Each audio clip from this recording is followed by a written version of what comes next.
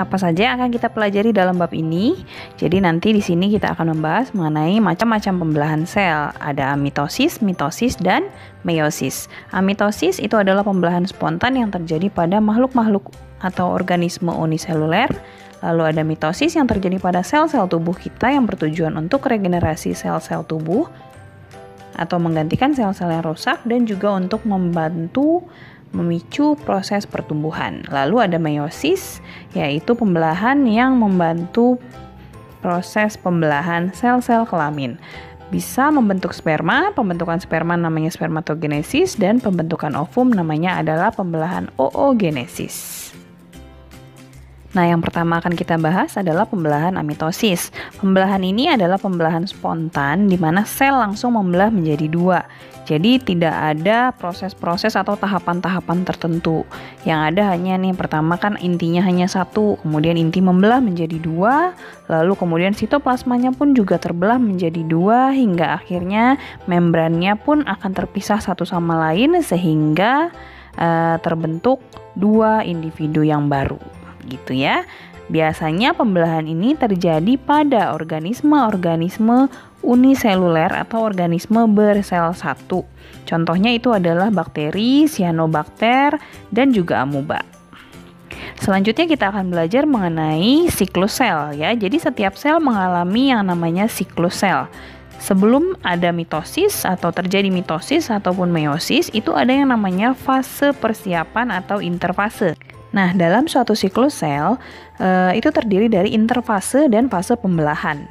Bisa kita lihat di sini ya, pada interfase itu terbagi menjadi 3 tahap, G1, S, dan G2.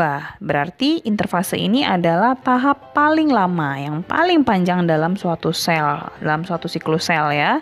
Baru kemudian setelah G1, S, dan G2 ada 4 tahap pembelahan, yaitu profase, metafase, anafase, dan telofase. Ya, bisa dibandingkan tuh panjangnya interfase dan panjangnya masa pembelahan. Nah, pada interfase ini yang terjadi adalah proses penimbunan energi. Energi itu ditimbun untuk melakukan proses pembelahan sel.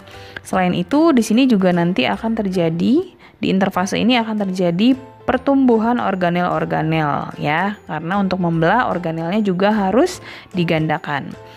Kemudian 3 fase tadi itu ada G1. G1, G-nya itu dari kata growth, berarti ada pertumbuhan dan perkembangan sel serta organel-organelnya. Kemudian dilanjutkan lagi fase kedua yaitu fase S, yaitu sintesis. Di sini terjadi replikasi atau penggandaan DNA. Karena mau mengganda selnya, maka DNA-nya juga harus digandakan. Lalu yang terakhir ada fase G2, ini adalah tahap akhir dari persiapan pembelahan sel. Berarti sudah selesai persiapannya ya. Nah, di sini di tahap interfase ini belum ada kromosom. Jadi DNA-nya masih berupa benang-benang yang namanya benang-benang kromatin. Baru kemudian pada saat profase, kromatin tersebut akan memadat membentuk kromosom. Nah, ini dia ya. Mitosis ini adalah pembelahan yang terjadi pada sel-sel tubuh atau biasa kita sebut dengan sel somatis. Proses ini terjadi, pembelahan mitosis ini terjadi untuk mendukung pertumbuhan. Kan kita kalau tumbuh harus bertambah terus selnya ya. Kemudian kalau sel-sel rusak kita harus gantikan dengan sel-sel yang baru. Maka pembelahan yang terjadi adalah mitosis. Terdiri dari 4 tahap, yaitu profase, metafase, anafase, dan telofase. Bisa kita lihat di gambar ya, ketika interfase di tahap persiapan ini, benang-benang kromosomnya masih dalam bentuk benang-benang kromatin ya, belum memadat. Baru kemudian di tahap profase, kromatinnya itu nanti akan menebal dan memadat membentuk kromosom ya, itu di tahap profase. Lalu kemudian terjadi penggandaan kromosom, kemudian kromosomnya berbaris ketika metafase dan seterusnya. Kita akan bahas satu persatu yuk, tahap per tahap dalam proses pembelahan mitosis. Ini dia ya. Tahap yang pertama yaitu tahap profase. Profase ini adalah tahap di mana kromatinnya memadat. Tadi yang seperti kakak bilang ya, dia memadat dan menebal sehingga terbentuklah yang namanya kromosom.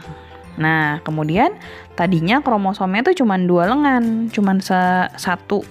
Jadi sentromer di tengah-tengah, lalu ada 2 lengan gitu ya. Nah, kemudian kromosom yang tadi cuma satu-satu itu sepasang lengan saja ya, itu nanti dia akan mengganda. lengannya akan mengganda sehingga terbentuk yang namanya sister kromatid. Ya, jadi satu lengan itu namanya adalah kromatid. Nah, setiap satu kromatidnya itu akan mengganda sehingga setiap satu kromosom itu akan memiliki 2 pasang kromatid. Ya, namanya sepasang kromatid itu namanya adalah sister kromatid. Ya, hasil penggandaan lengan kromosom namanya adalah sister kromatid. Kemudian sentriolnya juga akan bergerak terpisah menuju ke kutub-kutub yang berlawanan dan membran inti akan menghilang. Ya, itu di tahap profase. Kemudian pada tahap yang berikutnya yaitu metafase, kromosom-kromosom yang tadi itu yang sudah punya sister kromatid, masing-masing sentromernya itu akan dipegangin sama si benang spindel. Benang spindel akan mengatur posisi kromosom berjajar di bidang pembelahan atau bidang ekuator. Kenapa disebut bidang ekuator? Karena adanya di tengah-tengah, maka disebut sebagai bidang ekuator, gitu ya. Nah, ini tahap 1 profase dan tahap yang kedua yaitu tahap metafase. Selanjutnya ini yang ketiga. Tahap yang ketiga adalah anafase. Pada tahap ini, sister-sister kromatid akan saling terpisah. Jadi, antara sister kromatid satu dan lainnya akan tertarik ke kutub-kutub berlawanan. Yang menarik itu adalah benang-benang spindel ya, jadi menuju ke arah sentriol. Lalu yang keempat adalah telofase. Pada fase ini terjadi pemisahan sitoplasma atau sitokinesis ya. Jadi nanti ada pengerasan sitoplasma dan lama-kelamaan terbentuk membran yang baru sehingga terbentuklah 2 sel anak. Setelah itu membran inti akan kembali terbentuk seperti sedia kala. Nah, telofase ini adalah fase terakhir ya. Jadi kalau kita simpulkan dari 1 kali pembelahan mitosis akan dihasilkan 2 sel anak yang memiliki jumlah kromosom sama dengan jumlah kromosom induknya. Ya, jadi kromosom induknya 4. Kemudian kromosom sel anaknya juga tetap 4.